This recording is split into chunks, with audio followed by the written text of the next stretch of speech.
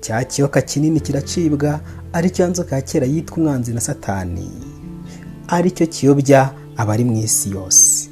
Satani yihanga mu nzoka yoshya Eva, arya ku giti cyabuzanijwe imbuto, arazisoroma arazirya, arangije ashyiraho n'umugabo.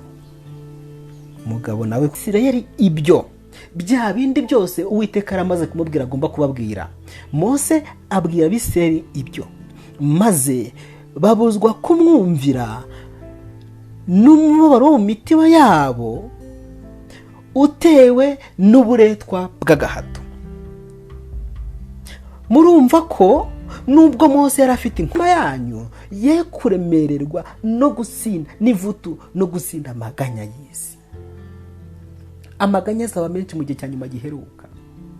Benshi imitima yabo izaremererwa, ariko dufite attention, dufite icyitonderwa. Twabwiwe ko imitima yacu dukwiye gukora ibishoboka byose ntiremererwe no gusinda amaganya y'isi. Kwikorera intimba zacu, uwo ni Kristo.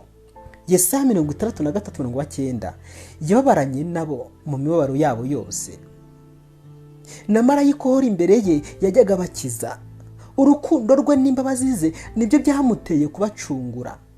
Yarabateruraga akabaheka iminsi yose ya kera. N'uyu mwanya ariko